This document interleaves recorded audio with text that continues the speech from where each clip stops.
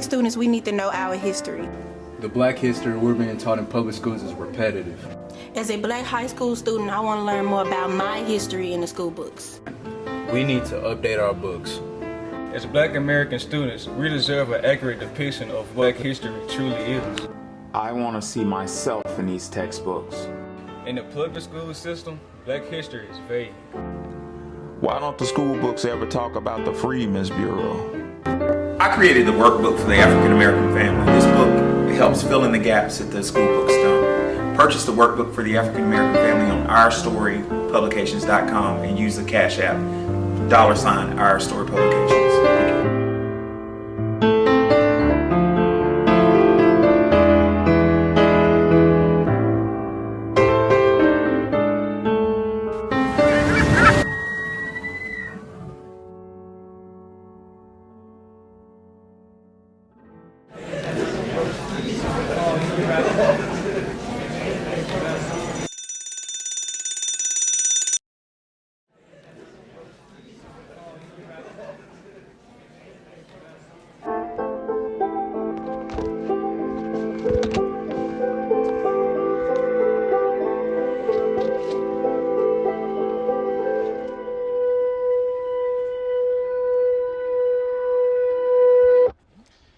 Good evening, ladies and gentlemen. Good evening.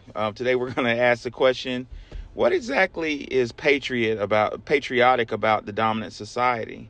That is a deep question. You see, the group of people who have constantly and consistently defended the honor of the United States has been foundational black Americans. To a certain extent, Native Americans actually have a long track record of service and loyalty to the United States of America post Declaration of Independence. But we're going to ask the question, is the dominant society patriotic? You know, they have a history of being anti-patriotic. Actually, when you look at it, it seems like everything's in reverse. But first and foremost, can everybody hear me clear? Yes. Okay, good. So, Wani, are white people patriotic, or is it just a show?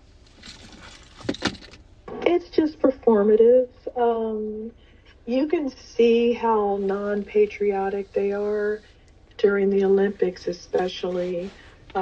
Here we are being our historic, legendary selves in every Olympics Games, and instead of having our white countrymen rooting for us, they're telling us how attractive a Norwegian woman is that was running track. Of course, she was just standing around losing somewhere. I didn't even see her run. But they were talking about her and saying that she looked better than some of the other people running because she was blonde. So they're not rooting. I remember when Debbie Thomas was skating, and all of the white people were rooting for Katarina Witt. She was Russian or German, I can't remember which one. Again, the same thing with Serena Williams. They don't like her looks. So when she represents the United States of America, they want other people to get sponsorships. They don't want her to be representing the United States, even though she's very dominant. They'd rather have Steffi Graf. They'd rather have Anna Kournikova. And to show, they literally gave somebody who didn't win any championships sponsorship deals. So they saw Anna Kournikova, and again, all they saw was blonde hair. They didn't care about patriotism. They didn't care about the United States winning. They don't care. They're willing to prop up other countries, other people, anyone, as long as it's not us when we're representing the United States. That's just one aspect. Another thing that they've done is they have allowed an immigrant to come here and change the meaning of the Statue of Liberty. That affects not only us, but it affects us mostly because the Statue of Liberty was about abolition.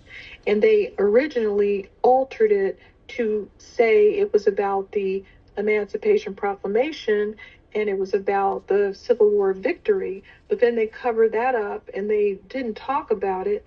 And then they allowed a foreigner to come over and say that the monument was about welcoming immigrants into the United States of America. There's many things that they've done. They've even erased white participation in the Civil War. They're even willing to erase their own history just to get at us. And I'll mention a few more things later. Oh yeah. So, ladies and gentlemen, let's go way back, and let's slow roast this, if we will. Going back to before we were a country in 1741. According to Dr. Howard Zinn, in New York, there were 10,000 whites in the city and 2,000 blacks. So stop right there.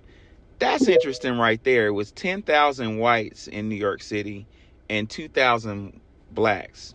20% of New York City was black. That's substantial. According to Dr. Zinn, it had been a hard winter and the poor, slave and free suffered greatly. When mysterious fires broke out, blacks and whites were accused of conspiring together. Mass hysteria developed against the accused. After a full trial of lurid accusations, informers, and forced confessions, 2 white men and 2 white women were executed. 18 slaves were hanged, and 13 slaves were burned alive. Check this out. Quote, only one fear was greater than the fear of black rebellion in the new American colonies. That was a fear that discontented whites would join black slaves to overthrow the existing order. So I read that to point out that since before the United States was a codified nation, there was always a great fear of white rebellion. White people have always been the most rebellious group in America. They have a long history of being anti-patriotic and being conveniently patriotic. Earlier, Wani, you brought up the Statue of Liberty. Could you talk more about the Statue of Liberty and how white people disregarded the meaning of the Statue of Liberty? Well, like I was saying before, the original meaning of the Statue of Liberty was to be about abolition, but Americans didn't like that. The French said, we'd like America better if it didn't have slavery.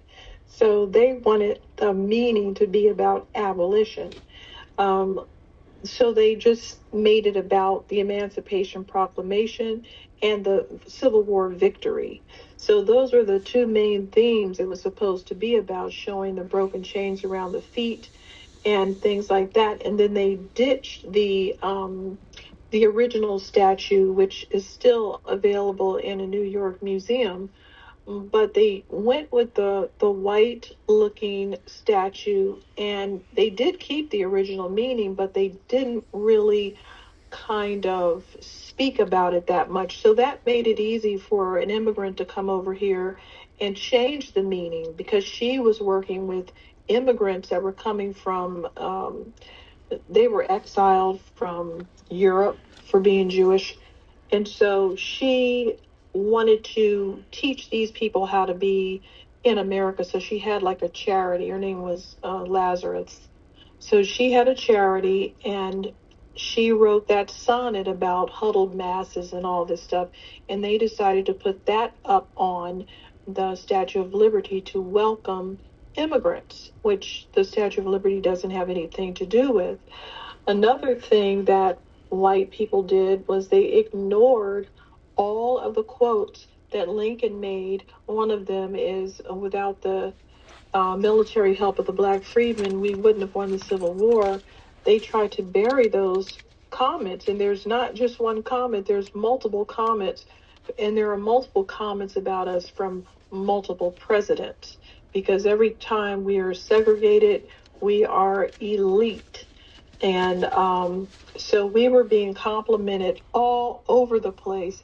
And those Eurocentric people, those academics, they buried those quotes, and we had to dig them up later and find them in books. And even when we did, we had a lot of pushback I remember getting a lot of pushback where white people tried to say that we weren't even in the Civil War, or they tried to make it seem like, oh, it's just a handful of people. No, 500,000 people, black people, participated.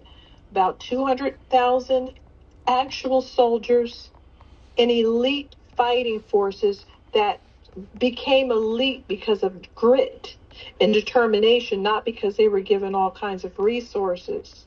But we had over 200,000 auxiliary people like Harriet Tubman. We had nurses, we had orderlies, we had hospitality people to make sure the soldiers had their uniforms together and everything that it takes to make it to the next day, picking up body parts, tending to people that are injured. All of those things are required. And I think 500,000 people participating is a hell of a lot of help that they don't want to talk about. So again, the Statue of Liberty buried, the quotes about our military service, you don't bury those things. Also, General Sherman and the Field Orders number 15, that was also dashed by non-patriotic white people. They also made sure they killed Lincoln so that nothing else could be done. So they have done everything against us in this country, and they've done things against the country just to get at us. So I'm not seeing any patriotism. Standing up, putting your hand across your chest is not going to cut it when you've gone and completely dissected and torn apart everything in the Constitution to fit your needs, torn apart everything in the country so that it doesn't go the way you want it to go. What sense does it make to sabotage people that are coming out of slavery? You should want the Reconstruction period. You should want people to be settled on a piece of land. Why do you want people to be, first off, why do you want to be a serial killer and a mass murderer and a terrorist? Okay, and if you don't want to do that, which you've already done, why do you not want people to be settled? Why would you want people to be coming out of slavery, roaming around, not having anything or no purpose? What sense does it make? Because we see the same thing now. We see them very satisfied with huge homeless populations that rival third world countries.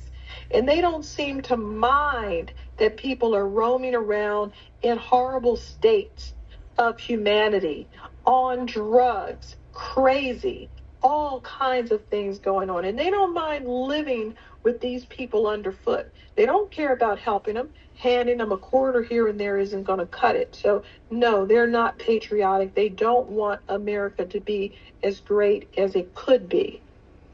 Oh yeah, I'm gonna answer that question. It's a lot that Wani just said that needs to be unpacked. But first off, ladies and gentlemen, please share out the room if you would. Give me a nice retweet. Well, first and foremost, I want y'all to listen real clearly. Wani begged the question: why do they need to keep us down? I'm paraphrasing her, but why do they need to keep us down? And I have the solution to that. I have the answer with scholarship. The answer is shocking. We foundational Black Americans are quote unquote white Europeans, particularly the English colonist class. We're their self-esteem. Do y'all know that? We are. Dr. Marimba Ani said that the European defines himself off of what he's not. That's sounds more complicated than what it is. Most lineages define themselves off of what they are. I'm a father, I'm a husband, I'm a brother, I'm a friend, I'm a professor, I'm a dentist, whatever. Europeans have a history of negative self-definition, meaning they need a comparative group. Subtext being, I'm not a Negro. Well, at least I'm not a Negro. And that points to a real low self-image. Y'all wouldn't even think that, would you? By looking at the American media machine, white people seem as though they have the highest self-esteem, but that's a projection. That's an overcompensation. Let's back that up with scholarship, shall we? According to Dr. Howard Zinn, page 37 of A People's people's history of the United States. This chapter is called Drawing the Color Line. I love it.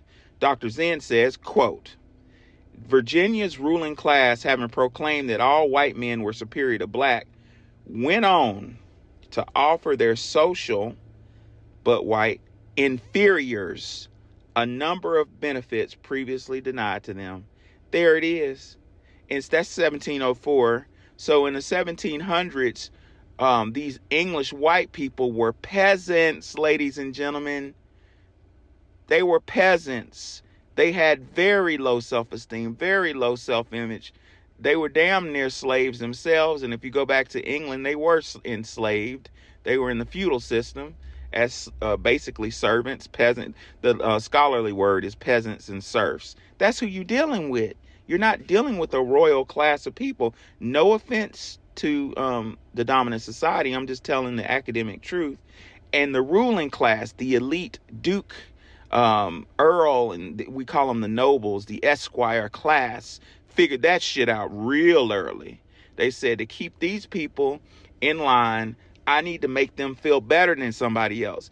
And that ideology has not died. It's only intensified. Dr. Howard Zinn says in 1705, a law was passed requiring masters to provide white servants.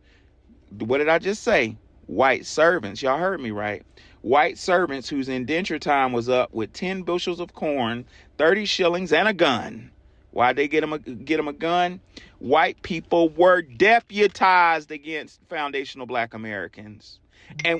And we still see that deputization operating in 2020s. You remember Daniel Penny when he choked out that poor innocent special needs young man in the subway?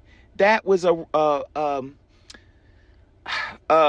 intellectual representation of that deputization. You know, he didn't have a gun on him, but he's operating in a social construct where if you're white, you are deputized. You have a badge, ladies and gentlemen, against black Americans. Dr. Zen said, while women servants were to get 15 bushels of corn and 40 shillings. Also, newly freed servants were to get 50 acres of land. They did that to make them feel better about us. Now, they weren't doing that to boost their self-esteem and be a good white man. They were doing that to keep us in line. Why? Because we were already in America. We were here, and America's greatest fear, even before this was America, was of black rebellion. And it's their fear now. Now, Wani made a comment about Lincoln. I put it in a Jumbotron. Take it and run with it because it's kind of rare. That's from J.A. Rogers. I was just talking to one of my students today about this. He asked me, he said, Professor A, he was like, you know, and y'all know what? If I could digress for a second, Gen Z is hip to this shit. They know Gen Z gonna be a mess to deal with because they are already hip to it. He came to me in my first lecture with them and was like, I heard that people say that Abraham Lincoln loved black people, but I heard he really did hate black people when he was black. He's like, could you tell me more about that, Professor A? And I went to J.A. Rogers, what I put in there, and told him that, he also said, is it really true that Lincoln freed the slaves? And I said, no, son. I said, the slaves freed Lincoln. Y'all know that? Without the slaves, he wouldn't have won the Civil War. And J.A. Rogers put it so clearly. He says, quote, in the American Civil War, the Negro played a role similar to that as the American in the last World War. Bam. That is, provided a balance of power that brought victory to one side. There it is. Without the aid of the Negro, there might have been no United States now. According to Rogers, Abraham Lincoln said how many times? 4. That without the Negro, it would be impossible for the North to win. This statement is all the more striking since Lincoln, in response to popular prejudice, steadfastly refused to employ Negro troops though the South was doing so. Stop right there. God dang, there's so much hidden history. Do y'all know that the Confederates, them white Southern boys, was employing black soldiers? Did y'all know that? And they were effective. Lastly, Rogers said instead he wanted to ship Negroes away, and in 1862 had Congress to vote $600,000 to send the first installment to Ile de Vache in Haiti. The colony ended in disastrous failure, and Lincoln sent a ship for the surviving Negro deportees. That's so much there. That's such a nugget. Want me to read the quote? Go ahead. Well, the first one is without the military help of the black freedmen, the war against the South could not have been won. And that's from the book, The Black Military Experience by Robert E. Washington. The other one is the contributions of the black troops were so significant that it's safe to say that the war would not have been won without their help, Lincoln. And then the last one, I don't have this fourth quote, but I'll find it.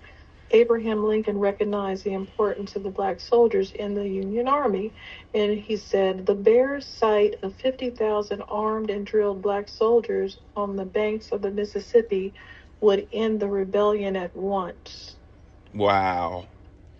That's we're looking at a real history. We need to get this message out there. The real history of the United States of America is the black man was used as a tool of war, a very mighty fine and effective tool of war by the Confederates against the North. The North, under the leadership of Abraham Lincoln, was getting their ass whooped so bad that Abraham Lincoln had to turn to a black man without a college degree or a fraternity or a secret society to be in. His name was Frederick Douglass, although he was posthumously considered a member of Alpha Phi Alpha fraternity. But Frederick Douglass provided Lincoln with that deal. If you want a secret weapon to win the Civil War, I'll give it to you. It's a black American slave. But he gave Frederick Douglass gave conditions. Without a law degree, he knew condition precedents. His condition was to be freed, for the black man and woman to be freed. And Lincoln had so much vitriol for black Americans. Lincoln is a president misunderstood. Namely, y'all know he was depressed. He suffered from depression.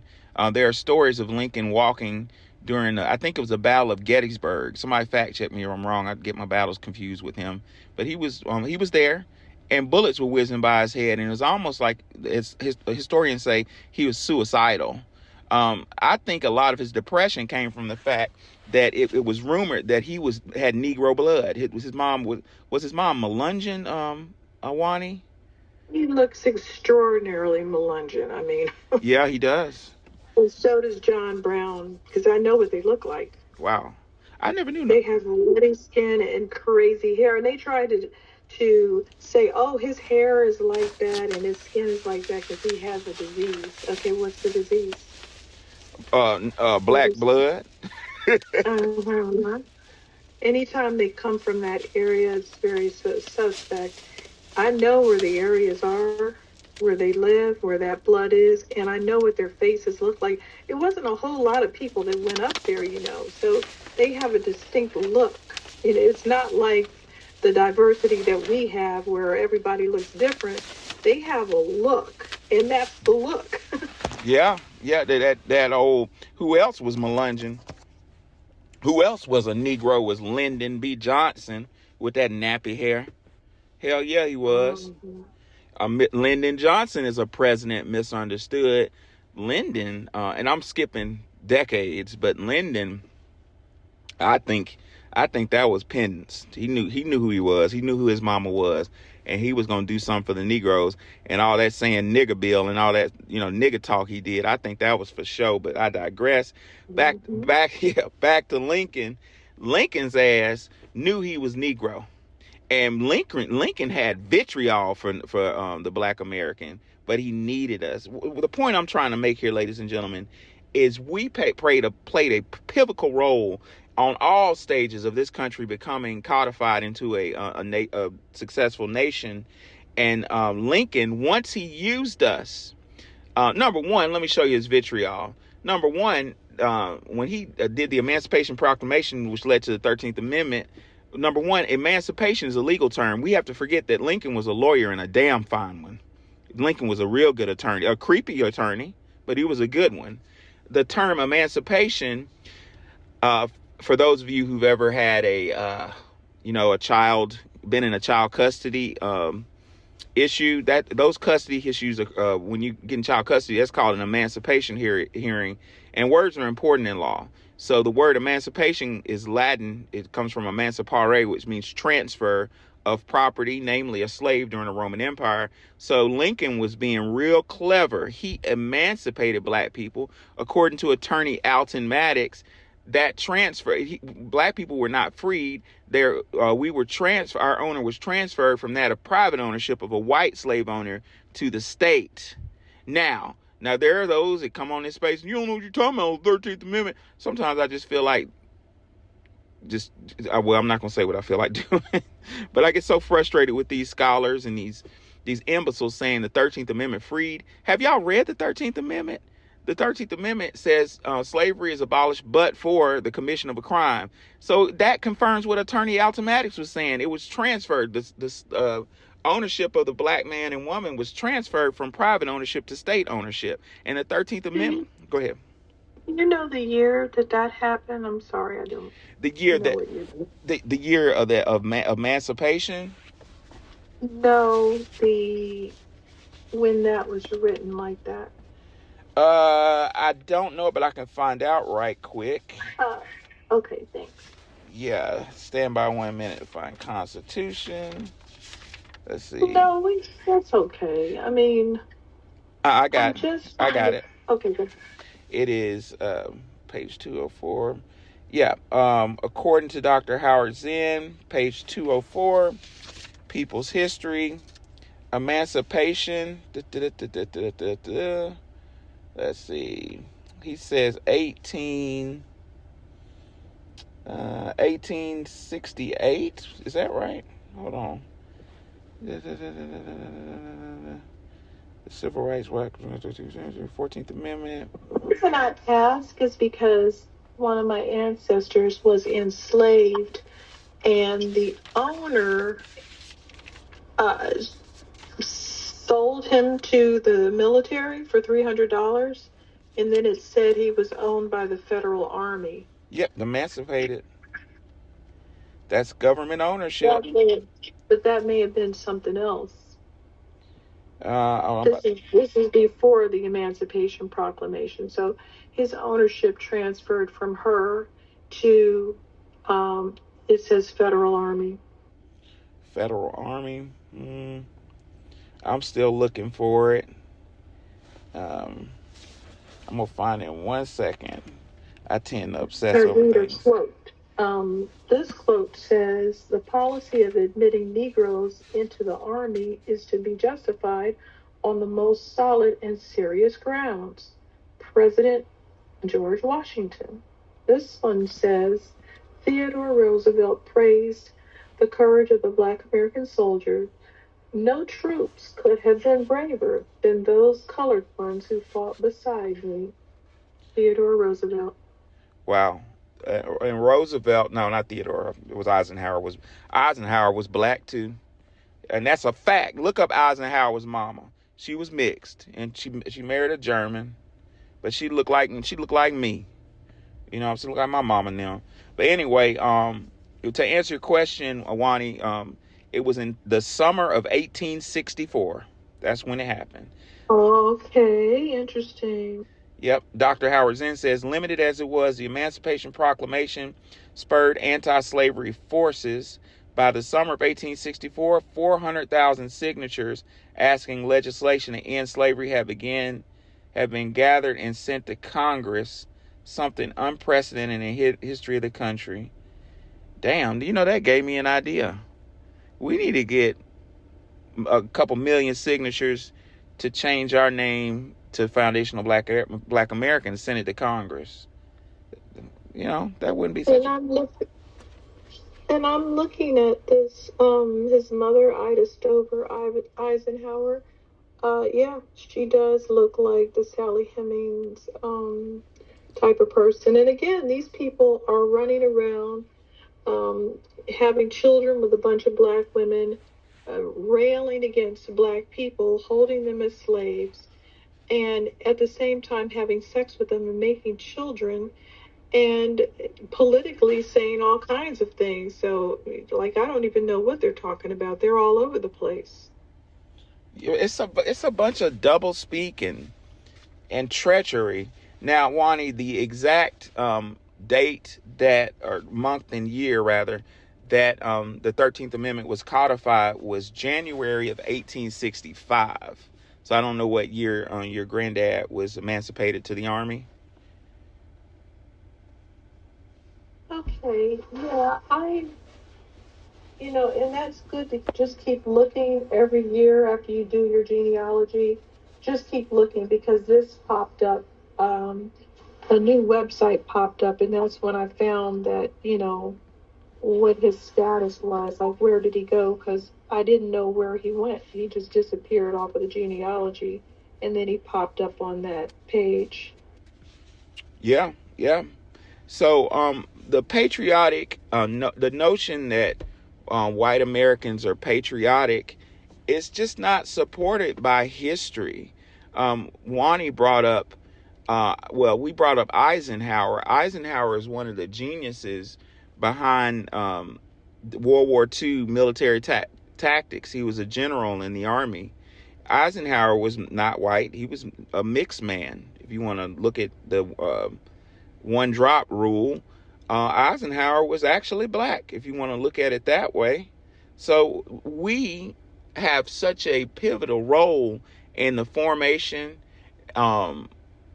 creation, and defense of this country that we're inseparable from the honor of this country. But I struggle to find patriotic acts with respect to the dominant white society. Now, the person, ironically, ladies and gentlemen, hear me well, the person I was going to bring up that I have in my own book, that I was going to use to defend the white American society as patriotic, was John Brown. And I had no clue that John Brown was a Melungeon. So I can't even use John Brown. That is ridiculous. I didn't know, Wani. My proof is his face and the region that he comes from. Wow. What's your thoughts, Dr. Ward? Good evening, everybody. Good evening, brother. Yeah.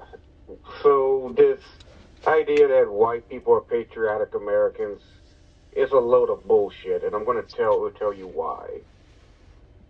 During World War II, you had a lot of German POWs, and so allies were forcing the United States to imprison them because they didn't have the resources like the United States did at the time. So a lot of German POWs were shipped to places like Texas, Louisiana, mostly in the South because it's something to do with the Geneva Convention. That so if if a German was caught in North Africa, you have to bring them somewhere that has a similar climate. So, and the best thing we had was the American South. So a lot of them were brought to the American South. And these German prisoners of war, they were treated very well. They got paid for the work they did. They were allowed to have alcohol. A lot of them were treated so well that they didn't want to go back to Germany and something else. Since this was the segregated South, the stories I heard, and if anyone can confirm this, I would like to hear them give the proof. Since they were forcing blacks to give up their seats on trains to German POWs, you're forcing your citizens to give up seats to the enemy. So it's all about race. It's not about. Yeah. They're not patriotic. They're not. No. I'm just going to add to what you're saying. Remember, all of these war criminal, murderous freak shows went over to NASA. And the black women, the Hidden Figures women, were segregated, not allowed to do this or that, go to the bathroom, go to lunch. But they had no problem eating lunch with a bunch of murderers. Yes, ma'am. I've heard some stories about Werner von Braun. Because that's a discussion for another day. So another way that I know that these so-called white Americans are not patriotic, and this doesn't apply to just whites, it also applies to fucking Mexicans. And when you had Floyd Mayweather, an American about to beat another Mexican, all the Mexicans were behind the Mexican, and the Mexican Americans were not for the black Americans. So it also applies to them.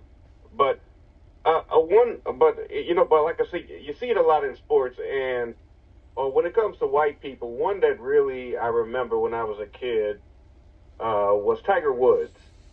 And now golf is very boring to watch. It's fun to play because you can get into the strategy and stuff like that. So it's fun to play as a game, but it's not very interesting to watch. Now, when Tiger Woods was playing, it was interesting to watch because he would hit a bad shot and he would put himself in jail, and you were like, damn, how he's going to bail himself out? And he does some amazing shit, and he bails himself out, and he wins the tournament. But there was I believe, I forget when this was, but it was a major tournament, and you had this Spanish golfer named Sergio Garcia, and he comes from behind, and he's neck and neck with Tiger Woods, and next thing you know, the crowds are just playing this guy up, And my dad said, yeah. And so I was a kid. My dad said, yeah, look, they're all going crazy for him because he's a white boy. And I was like, why? I mean, Tiger Woods is an American. Let's get behind him. So it's all about, it's all about race. Don't be surprised one day if they try to make this ethno super state of all the white people in the world. They may try to do that one day. I yield the mic. With who? I haven't even seen a white person. Do they still have those? Well, their game. Whoa, that took a minute to sink in. Where are they? Well, their game is very dangerous. They're operating on by proxy leadership. They're aware that their numbers are dwindling, and their game, if I may expose it, is the same game that they play with each other, is to look for subordinates to uphold their system and help them maintain it, which is why a large number of Eastern Indians are being flooded into the country. That's the immigrant game. They're about to be kicked out. Oh, I hope so. Because it's getting ridiculous. Yeah, AI is taking a lot of their jobs. If anybody has seen some white people, could you please raise your hand? Because I have not. I don't want to see them, but I want to do a real census count. I don't see them over here in Louisiana. I see a bunch of Hispanic people delivering things and doing things, and Arab people riding in Ubers, and I don't see them that much. Anybody see them?